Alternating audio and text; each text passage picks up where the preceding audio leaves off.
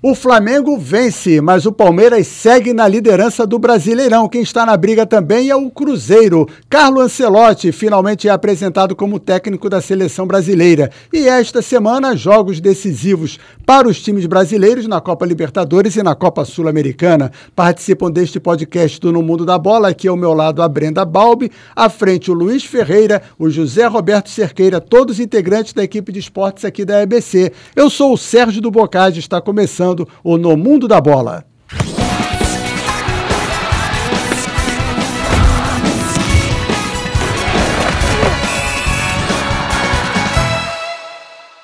Olá, mais uma vez satisfação em recebê-los.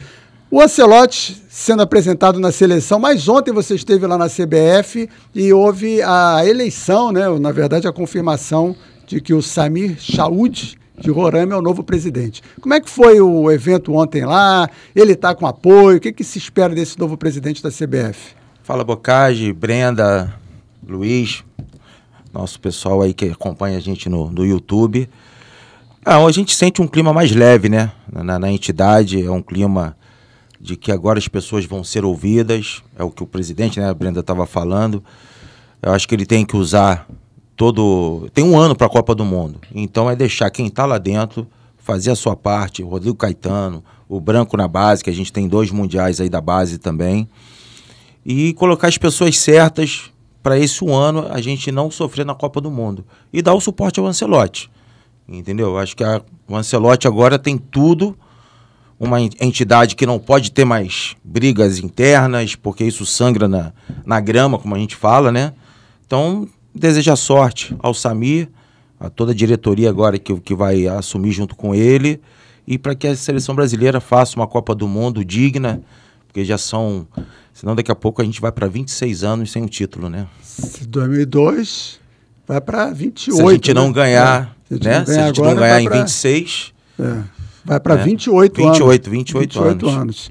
O fato de o Ancelotti ser um técnico estrangeiro, vir com todo esse gabarito, faz com que o Samir mexa menos na seleção, interfira menos? Bom, em primeiro lugar, prazer estar com vocês aqui, Cerqueira, Brendinha, Bocage, aqui nos assiste. Olha, Bocage, é complicado, porque eu vejo o Ancelotti como um dos caras que mais vai ser visado. E eu falei isso aqui em outra oportunidade. Eu acho que o Ancelotti vai ter que ser muito bem blindado pela gestão do Samir Chaoud, porque eu tô vendo vai ter muita gente torcendo contra. E eu explico por quê. Imagina o Ancelotti, chega um ano antes da Copa, ele acende aquela luzinha nos jogadores da seleção brasileira, faz todo mundo jogar a vida durante um mês, que a Copa do Mundo é um mês, e o Brasil conquista o Hexa, com a geração que todo mundo dizia que era ruim, com a geração que todo mundo quis dizer que era ruim. Que é fraca, que não presta. Ele vai lá, faz essa geração ganhar a Copa, aí a gente vai virar, poxa, teve que vir um treinador estrangeiro para fazer esses caras jogar. Imagina o que não vai ser para os técnicos brasileiros, para quem criticou toda a chegada do Ancelotti. Eu acho que ele vai ter que ser muito bem blindado pela CBF. E aí, Brenda? Olha, eu acho que primeiro, boa tarde para vocês. Vamos lembrar, você que acompanha muito futebol feminino, a gente teve uma situação semelhante, né, com a vinda da Pia Sundhage, né? Sundha, que não funcionou, né? Entre aspas, eu acho que ela foi importante. Ela foi importante para aquele momento inicial, né? De ter ali uma bagagem estrangeira. Ela foi jogadora também, conquistou títulos internacionais com a seleção. Enfim, ela chegou ali para meio que pavimentar o espaço para que hoje o Arthur Elias tenha liberdade total para trabalhar. Então, assim, a Pia ela foi muito importante, sim, no setor, no quesito fincar estacas, né? Conseguir estabelecer ali um chão para que hoje o Arthur Elias e sua comissão pudessem andar tranquilamente. Mas eu acho que é isso. Eu acho que tem tantas variáveis, né? Porque a gente estava falando aqui antes sobre o futebol ter virado subjetivo, e eu acho que é muito isso, né? Tudo tão subjetivo. Porque o Ancelotti é inegável o cacife que ele tem como treinador. Inegável. Sim. Ele tá na prateleira de cima ali como melhores treinadores do mundo. tem a questão jogadores. Não é o Ancelotti que vai entrar em campo que vai chutar a bola. Então, quem tá dentro de campo, quem ele convocar, vai estar apto para fazer o trabalho que tem que ser feito? Acho que são tantas coisas que podem dar certo e podem não dar certo, que a gente pode ficar numa discussão infinita e a gente só vai ver o resultado realmente daqui a pouco. Sim, e lembra uma outra situação. Em várias outras modalidades esportivas, nós temos técnicos estrangeiros à frente da seleção brasileira. Sim. E aí, para futebol, tem essa defesa, né? Não pode, no futebol não pode, mas a gente teve nesse final de semana o mesa-tenista. O Caldeirão. O técnico dele é estrangeiro. Sim. E ele joga na Alemanha. E ele joga na Alemanha. No vôlei nós tivemos também o vôlei, esgrima, ginástica olímpica e vai por aí. Feminino agora. Basquete feminino, basquete masculino. Natação. Mas o futebol você mexe com a vaidade demais, pois né? É, então. Ginástica artística. Ginástica, pois é. Eu acho que é exatamente esse ponto. O futebol, principalmente masculino, eu acho que dá pra gente colocar muito dessa forma, porque o masculino é a potência, né? É o que tá... País do futebol macro. Já foi um dia. É exatamente isso, mexe muito com a vaidade de todo mundo, né? Não só com os jogadores, mas com quem tá ali no meio. E aí é uma questão que vira muito mais Por isso delicada. que eu coloco essa questão do Ancelotti, da necessidade dele ter que ser blindado como a mais urgente da CBF. Porque eu tenho certeza, a primeira convocação que ele fizer pode aparecer na pré-lista, acho que um zagueiro do Lille, Alexandre, lembrando o nome dele. Eu fui ler sobre ele, sim, a gente foi fazer o nosso trabalho, porque quem é o Alexandre? Fui ler ótimos números, ótimos dados, ótimas referências, assim, falei, poxa, de repente é um cara que chega na seleção, que nem um Kleberson do Atlético Paranaense, chega em caixa. Você não sabe, o campo vai dizer. Uhum. Aí vão dizer, poxa, quem é o Lille? Quem não sei o que. Fica aquela palhaçada toda, aquele papo de que eu não aguento mais. Aí você esquece que a Argentina que o cara que fez o gol do título da Argentina na Copa do Mundo jogava, sabe onde? No Sevilha. Então, a gente olha o resultado. Quando a gente olha o resultado todo, esquece do que acontece do processo todo, gente. É isso. Então, falando em técnico estrangeiro, no Brasileirão, dos 3 primeiros colocados, 2 são técnicos estrangeiros. O Palmeiras com o português, o Palmeiras e Cruzeiro, e o Flamengo com o técnico brasileiro. Gostou? Flamengo e Palmeiras ontem? Muito bom, né? Ontem, domingo. Acho que a gente estava esperando mesmo. Pena que foi nessa rodada, acho que podia ser um pouquinho mais pra frente, mas... Mas na Europa é assim também, os rivais se enfrentam no meio, aí depois se enfrentam no final. Não é nem que ninguém ia adivinhar aqui, né? Mas são os dois clubes realmente candidatos ao título. Não vejo assim, eu vejo um Flamengo cada vez melhor com o Felipe Luiz, um Flamengo que propõe o jogo, que tem as suas variantes, né? Você tem um elenco que o Flamengo tem, é o melhor do Brasil. E o Abel, que trabalha o Palmeiras. O Palmeiras é um time também que a gente sabe que está sempre na liderança, sempre buscando na Libertadores, ganhou todos os jogos, quer dizer... Então, assim, acho que pelo clássico, um jogo duro, jogo difícil, aí vamos entrar sempre no papo da arbitragem, né? Isso aí... Foi pênalti? Não. Nenhum dos dois? Nenhum dos dois. Então, assim, acaba que então a gente... foi 1-0 Flamengo. Não, tudo bem, mas você mexe com o resultado. Há quem diga que não. Não, mas aí você mexe com... Você, no 0-0, você não tem que correr atrás de 1-0. Né? No 0-0 você joga com outra... que eu sempre me lembro da Copa de 86. O Zico? O Zico perdeu o pênalti, aí não teria mais nada até o final. Como não teria? Claro que teria. Se o gol sai, muda o jogo. Muda o jogo, não teria prorrogação. Ou não. A França podia ir para cima e empatar. Faltavam 20 minutos ainda. Mas... Mais uma vez a gente fica na mão da arbitragem. Aí a gente vai discutir aqui um programa inteiro que um jogo como Flamengo e Palmeiras, a gente esperava que a arbitragem não influenciasse tanto. Mas ela influenciou? Sim. Sim. Mas ela marcou um pênalti pro Palmeiras e o Palmeiras não fez. Não, tudo bem. Tudo bem, mas a gente tem o VAR para isso, para melhorar o futebol. E piora. E piora? Piora. E a demora. Imagina um atleta que tá ali no calor do jogo, você ficar 4 minutos, 5 minutos. Grêmio e Palmeiras foram 6. E daí... Perdão, Grêmio e Bahia. Também outro escândalo, quer dizer. Aí a gente tem que colocar a... E, no entanto, não está repercutindo tanto quanto Flamengo e Palmeiras. Que aí a gente tem que que elogiar o VAR. Porque o VAR tentou corrigir a lambança. Exatamente. Tipo, querido, vem cá, dá uma olhada, vê se é isso aí mesmo. E, não, foi pênalti. O VAR fala, tá bom, foi pênalti. Mas o VAR também falou do Varela. O braço dele tá fora da área.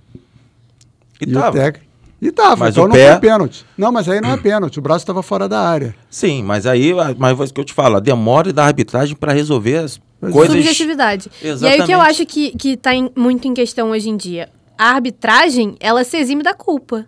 Ela não marca em campo, porque sabe que vai ter o VAR, e aí vai no VAR, e aí... e aí é muito engraçado... o VAR tá se eximindo da culpa, tá jogando pros caras. Não, e é muito engraçado porque, assim, a imagem, ela não é mais certa ou convicta. Ela pode ser tanto pro bem quanto pro mal, porque aí o árbitro olha o lance lá do pênalti, dos 2 pênaltis que tiveram, né, no Palmeiras e Flamengo, e aí ela fica sem saber o que fazer, porque acha que se der, tá errado. Se não der, tá errado também. Então, vou fazer o que for mais fácil pra mim aqui, o que acho que não vai me prejudicar tanto. E aí é uma loucura, gente, é uma loucura. Aquela joelhada, por exemplo, o Everton em cima do Léo Ortiz. É um lance em que o goleiro se defende. Se defende. Sim. Então o zagueiro pode entrar empurrando. Ele está se defendendo. Concordo contigo.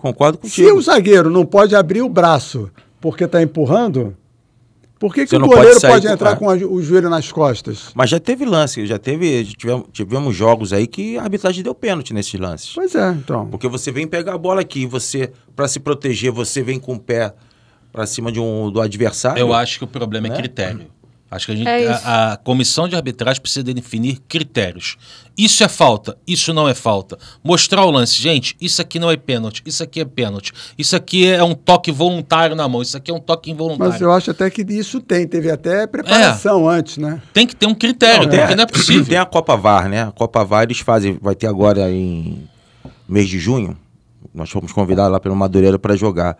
É justamente para isso. Você coloca um jogo com transmissão, com as câmeras do VAR, e todos os árbitros ali vão para uma sala, e eles estudam ali a situação do jogo e tudo mais, mas o problema é a interpretação. Pois é. Isso que é o problema do futebol. Falando em interpretação, eu li hoje nas redes sociais vários torcedores do Palmeiras criticando o Abel Ferreira pela postura do time em campo e até pela escalação errada de vários jogadores, dizendo que o Abel se acovardou contra o Flamengo. Não acho. Eu acho que assim, o torcedor, ele tem uma visão muito limitada do que é o futebol. Porque o torcedor, ele olha para aquilo que lhe convém, que é o time dele, ponto. E aí, quando ele olha pro time dele, ele acha que o time dele só pode vencer. E que os outros adversários não têm mérito caso o time dele não vença. Então, é muito complexo você trabalhar com essa verdade, né? Com essa verdade dos torcedores do seu próprio time. Porque, assim, o torcedor fala que o Abel tá errado. Mas é o torcedor que tá no dia a dia com os jogadores? É o torcedor que tá vendo quem tem o melhor rendimento dentro de campo? Quem é o cara que faz a picuinha dentro do treino e acaba com o grupo ali? Porque a estratégia do treinador, né? Quem é de confiança?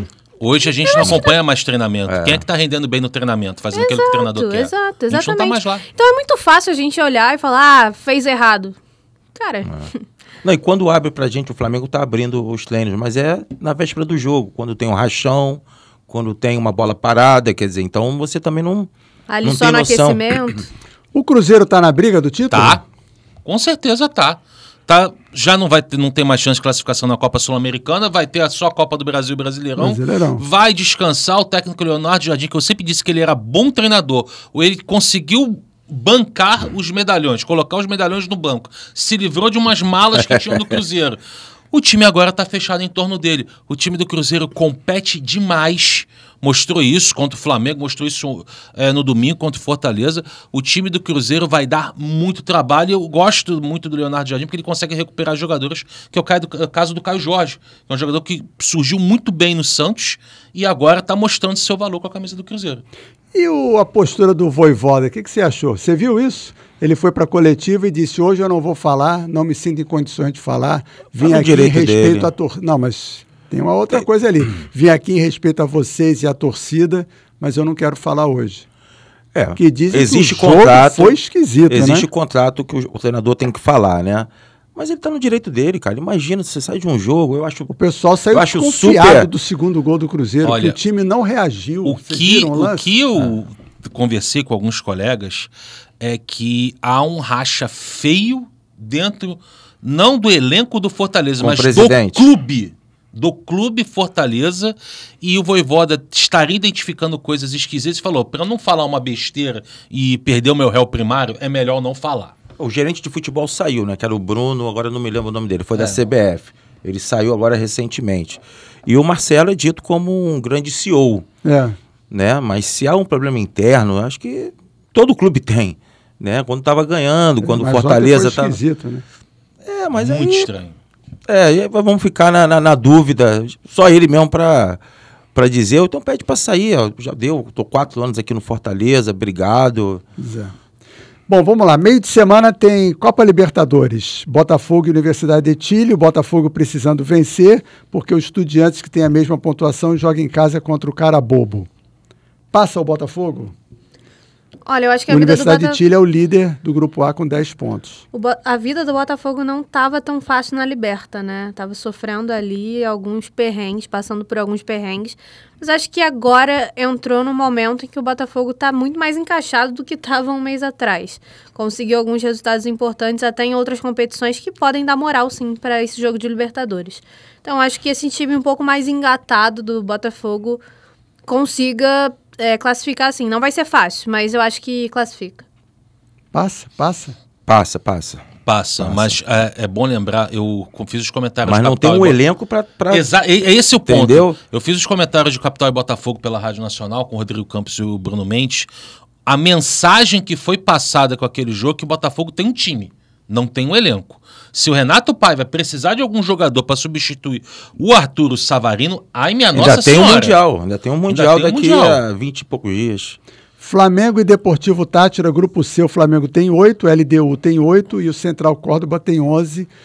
Central Córdoba que joga na altitude de Quito contra a LDU. Passa. Deu sorte na tabela o Flamengo. Pegar o Deportivo Táchira. É dele, né? Não, sim, ela complicou o jogo aqui, exatamente, mas aí até a tabela deu sorte. Passa em primeiro, em segundo? Importante é passar, Bocage. Importante é passar. Tá rindo por quê? Passa em primeiro ou em segundo? Não faço ideia, mas eu acho que passa no momento, se ele o LDU e a LDU vencerem, passa em primeiro. Porque os dois vão a 11, no saldo de gols superam o Central Córdoba e o Flamengo tem saldo de gols melhor. Não sei, não vou chutar nessa, não. Vamos combinar que o Flamengo vencer Deportivo Táchira é obrigação. Em tese é mais fácil que a LDU vencer o Central Córdoba. Se não vencer o Deportivo Táchira, meu irmão... O Deportivo Táchira perdeu todos os jogos por 1 gol de diferença. 1 gol só. Todos os jogos. Agora é Maracanã, o Flamengo vai estar... só perdeu por 2 na altitude. Vai estar diante da sua torcida. O Flamengo, assim, até para acalmar as coisas, o Flamengo tem que fazer um placar um pouquinho confortável para não tomar susto, que pelo amor de Deus, né, gente? No grupo D, o São Paulo recebe o Tajeres, se empatar, passa em primeiro do grupo, já está classificado. No grupo E, o Fortaleza com 8, joga fora de casa contra o Racing, que tem 10, e o Atlético Bucaramanga joga fora de casa com 6 pontos contra o Colo-Colo. Tá mais para ficar em segundo lugar, né? Ou em terceiro. Eu acho que pode dar ruim pro Fortaleza. Tá numa sequência muito ruim. E vem aí do brasileiro mal Racing, demais. Né? E eu acho que pode dar ruim pro Fortaleza. Também acho que concordo com a Brena. Ainda mais Fortaleza, no momento atual, né, Luiz Ferreira? Pensa só no brasileiro. O momento atual não é legal. Queria acreditar no Leão do Pici, mas acho que vai sobrar a Sul-Americana para ele, tá? Quem passa, Inter ou Bahia no grupo F? O Inter tem 8, Bahia tem 7, um dos dois será eliminado. O Atlético Nacional já tem 9, joga fora de casa contra o Nacional do Uruguai. Eu acho que o Inter, por jogar em casa, tem um pouquinho mais de chances, entendeu? Acho só pelo fator casa. Fora? Inter e Bahia. Inter e Bahia, no Beira-Rio. Não sei, eu acho que o Bahia pode estragar a festa do Inter. Tá mal, né, o Inter? Tá. Eu acho que pode o Inter estragar tá com muito jogador lesionado. lesionado. O Roger Machado tá tendo muita dificuldade. Tem muita gente do departamento médico, muita gente que não voltou bem. Mas o Bahia também, quando a gente acha que vai... não vai. Não vai. O Bahia, pra mim, tem um elenco curto. O Bahia também... Um problema do Botafogo. Tem um time, mas não tem um elenco completo. Tem um elenco curto. Não adianta. E no grupo G, o Palmeiras, 15 pontos, melhor campanha, joga contra o Sporting Cristal em casa. Copa Sul-Americana, Brendinha. Tô aqui de olho na lista do Ancelotti. No grupo B, O Vitória com 6 pontos, só, enfrenta a Universidade de Quito. Acho que isso aqui não está certo, não.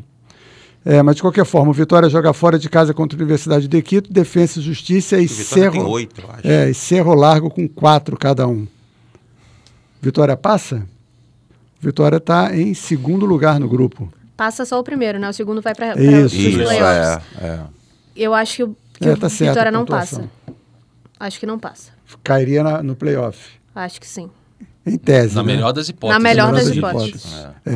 No grupo C, o Corinthians tem 8 e joga contra o Huracan, que tem 11 fora de casa. Esse se complicou. Muito. Porque o América de Cali, que tem 7, recebe o Racing do Uruguai. A vida do Corinthians também tá dificílima. Se conseguir classificar ali em segundo, inclusive, já vai ser pode ficar sem lucro. Presidente, né? Pode ficar sem presidente.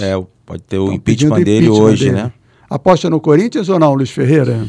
Eu sempre aposto nos times brasileiros e competições internacionais, Boccagi, mas assim, o Corinthians também se complicou sozinho, perdeu pontos em casa, onde não Você tem R$1.000, você botaria no Corinthians ou não? Primeiro, se eu tenho R$1.000, eu guardo ele para a feira do mês que vem.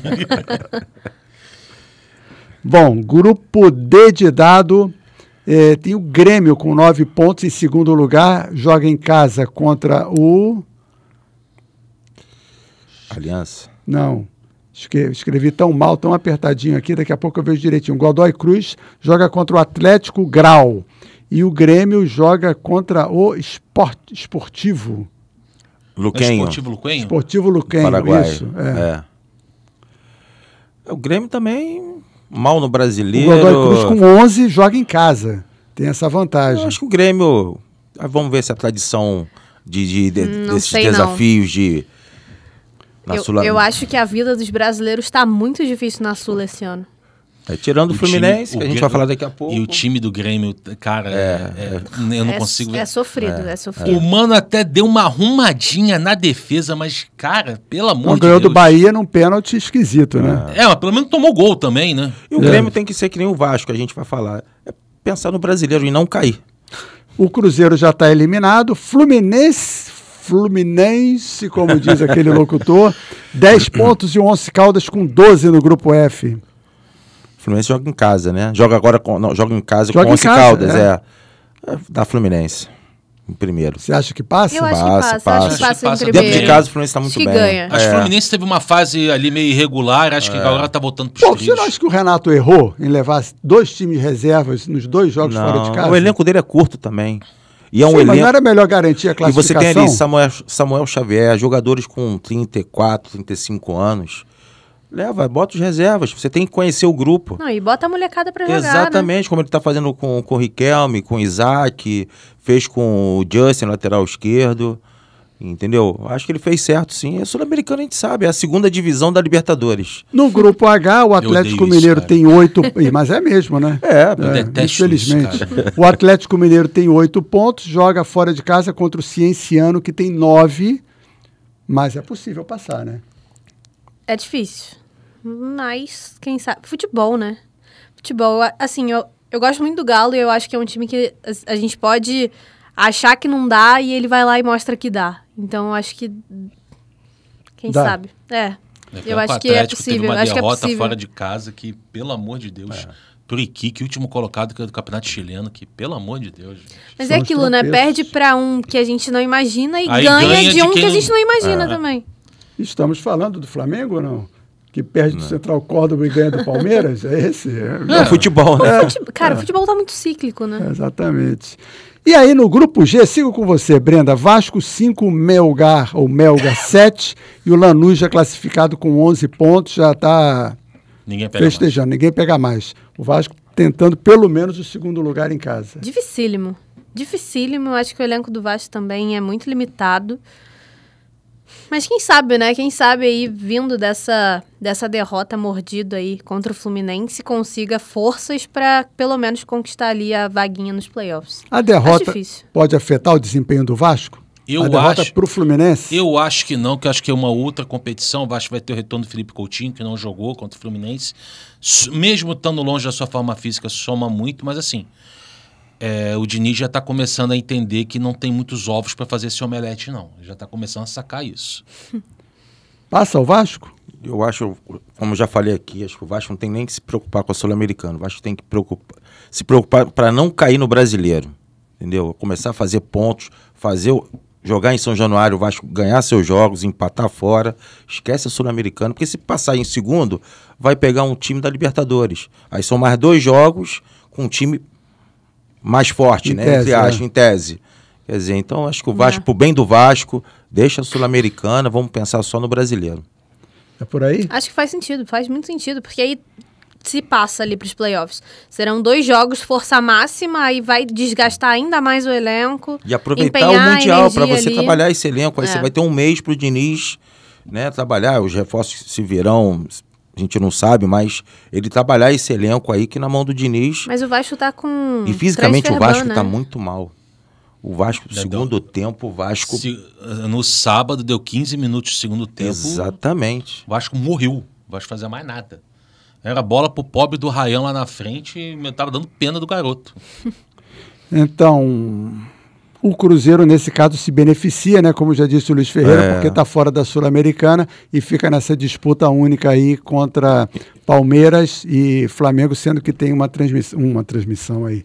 Tem uma competição a menos. A gente não falou da parte de baixo da tabela, que o Vitória tem 9. O Vitória, no caso, deveria pensar a mesma coisa com relação à Sul-Americana. O Vitória tem 9 pontos, o Santos tem 8. Juventude tem um jogo a menos, mas não sai da zona do rebaixamento dificilmente. O Sport Recife com apenas 3 pontos. Sim, tem que pensar só no brasileiro. O prejuízo de você cair no brasileiro é muito grande.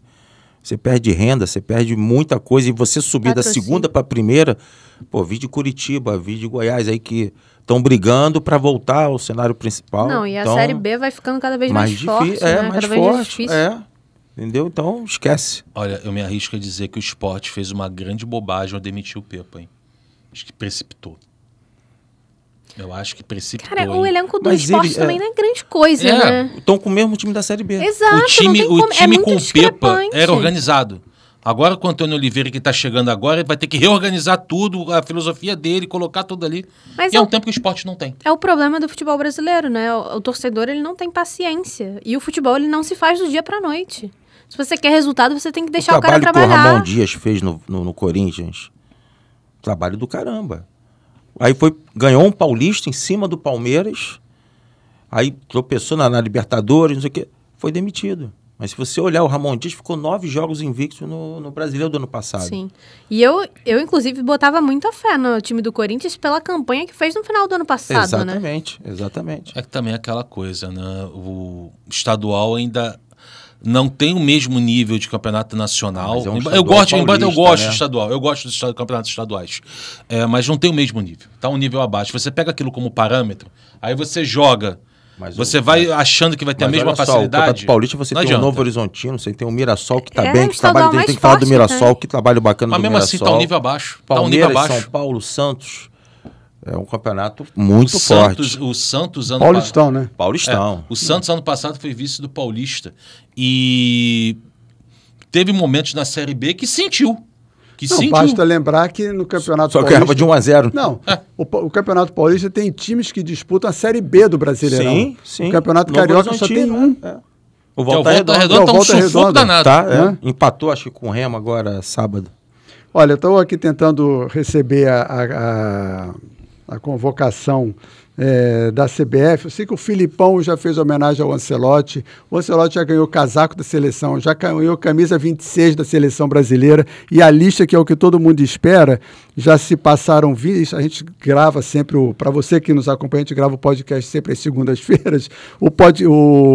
Já se passaram 20 minutos do tempo previsto para a convocação da seleção. Mas ontem também, desculpa te cortar, não, claro. A apresentação também do Samir, a imprensa ficou...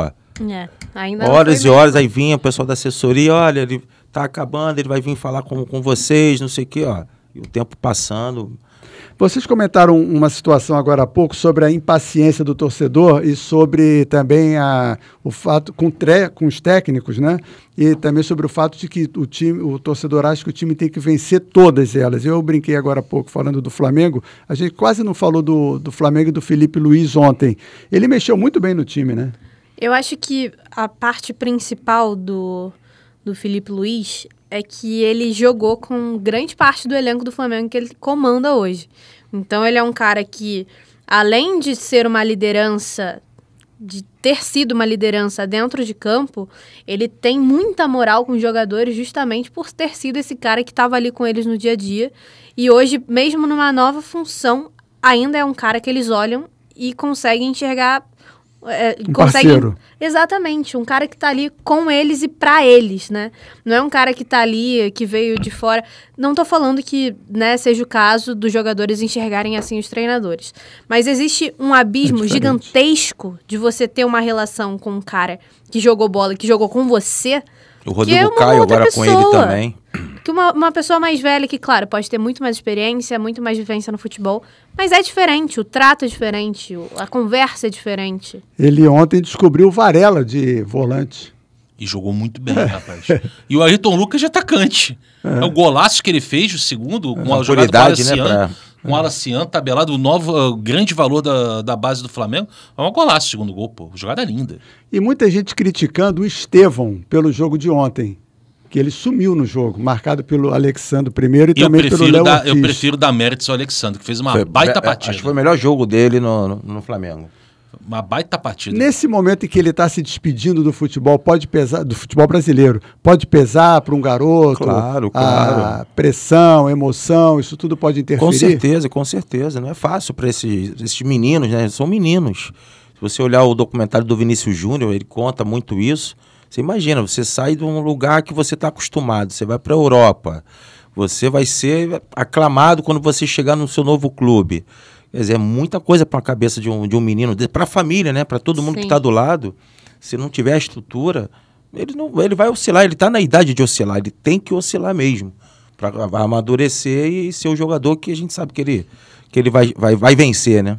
Bom, já está definido aqui que a seleção, vou falar de seleção brasileira, a apresentação vai ser no dia 2, em São Paulo, dia 2 é segunda que vem, né? É isso? Sim. Segunda que vem. Em São Paulo, a seleção vai treinar no CT do Corinthians, o Joaquim Grava, viaja dia 3, treina no Equador dia 4, joga dia 5, volta para São Paulo, treina no Corinthians até o jogo do dia 10 contra o Paraguai. Você acha que já pode ter alguma novidade em termos de seleção brasileira? Não digo nem de nomes, mas dentro de campo? Eu acho que é pouquíssimo tempo, né? O Cerqueirinha pode até falar melhor que ele vive ali o dia a dia de clube. Eu acho que é muito curto para você implementar qualquer ideia nova, né? Para você implementar qualquer proposta de jogo nova. Eu acho que é justamente isso. O Ancelotti, ele vai ter o grupo ali no tato, né? Na conversa, na ideia, passando a ideia ali de maneira teórica, o que ele pretende, o que ele acha que pode ser feito. Estudar o vídeo do Paraguai e do Equador, estudar bastante e no papo... Porque provavelmente ele nunca viu. Exatamente. Nunca é um termo exagerado, tem uma né? equipe mas com ele, que tá trazendo o que se fala é que... tem uns analistas da CBF também que ainda estão... Pois já deve estar trabalhando há muito tempo, lógico.